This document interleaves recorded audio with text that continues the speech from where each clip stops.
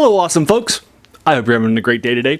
Today I'm taking a look at the 22-page short story in this collection, the new Lovecraft Circle that was published in the mid-90s for you folks. I'll link it to you in the comments below. It's written by Alan Dean Foster, who is a famous name in the science fictions and horror and sometimes fantasy genres that we cover on this channel for you folks. And it's 22 pages long. I read it last night for the third time in about 52 minutes or so forth.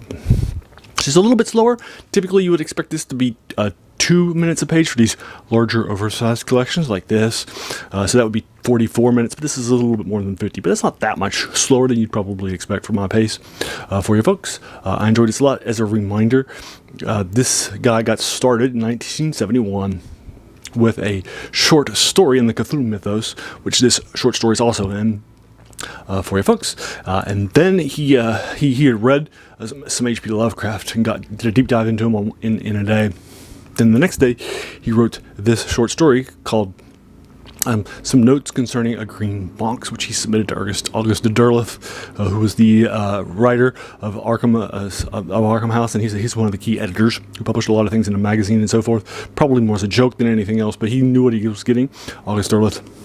So he published it, and that was his first published thing. Alan Dean Foster's was. So his first thing was in the Cthulhu Mythos for you folks, and this is another one a few years later in the 70s for folks. So this is, like I've said, this is the third time I've read it. The first time I picked up this collection was when I was in college. I discovered H.P. Lovecraft in three collections that collected most of the stuff, except for some of his co-writing things and some of his juvenilia in Delray when I was starting my junior year in college at West Virginia University in Morgantown.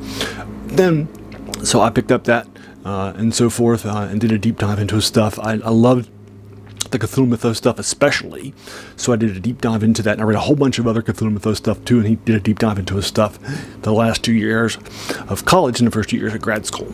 And so I picked up this collection back then from my Walden Books, the local mall in Morgantown, West Virginia, and I enjoyed it. So anyway, then I read it then, enjoyed it, and so forth. Then I did this short story for a Cthulhu Mythos read-along that I was doing for an online website that I write occasional dynasties for, called Front Office Football Central, which is a website out there for that football game.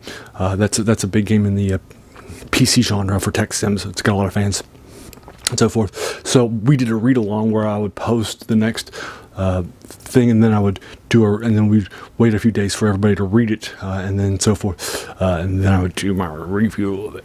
So this is the third time I've read it, and the second time I ever reviewed it for you folks, but I still like it. I think it's fun. He's a definitely much better writer by now than he was earlier on in his debut story, when he wasn't even intentionally writing it to be published. And then so this is 5 years later, and his career is much better by now. So this is more like a 7 out of 10. It's stronger, it's faster, it's very deep, and so forth. It is, again, in the Cthulhu Mythos that was created by H.P. Lovecraft in the pulp era.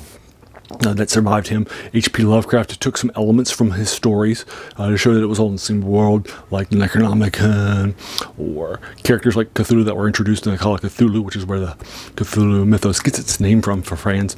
And then he had some other co-writers that he would encourage to write, and then he would take things from them, their stories, and write it into the mythos too, like Seth Agua from Clark Ashton Smith, fellow writer in the pulps.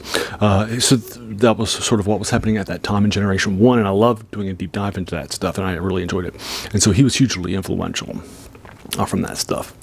So now this is in the Cthulhu Mythos. It has Cthulhu in it, for example, whose name called a couple of the books that are in Cthulhu Mythos are mentioned too, and so forth. And so this is in the Cthulhu Mythos too. I try to dedicate my October every year in my reviews to the Cthulhu Mythos. I've done it every year since I started this reviews channel. So we're just doing a deep dive of Cthulhu Mythos stuff now in October that I dedicated to it. So, again, to keep my reviews spoiler-free, so let's go ahead and get started with this 7 out of 10 for you folks. I'll just give you a synopsis of the first couple of pages to get you wet. Our point of view character is a gentleman with a wife and a young child. They've just bought a house on the beach where this is set again, and then they find out that this is an older house that's been around for hundreds of years and so forth, and hasn't been inhabited for a while. After they move in, things start to happen that will push them aside, and I'll do some research on the house and realize some things, bring in some other folks. And that's the short story without any spoilers for you folks. So there you are. That is The Horror on the Beach by our guy. So there you go. I'll go ahead and leave you to it. What did you think about it? Did you like it? If so, let me know about it in the comments below, or if you agree or disagree with my 7 out of 10. Let's talk about that too. If you enjoyed this, why not hit that subscribe button? There'll be a lot more to follow. As a reminder, the channel's name is The Worst Thing About New Books. So a short story that was published in 1976, the year I was born, is definitely an older work. It's decades old, right? And so that's sort of the passion of where this channel's reviews come from. So that's where it comes from. And then finally, I just want to thank you so much for taking some time out of your day and investing it and watching my video. We all have so many things that are happening in our lives, and we're pulled in so many different directions. So the fact that you spent this time with me is incredibly humbling, and I appreciate it. So thanks again, and have an amazing day.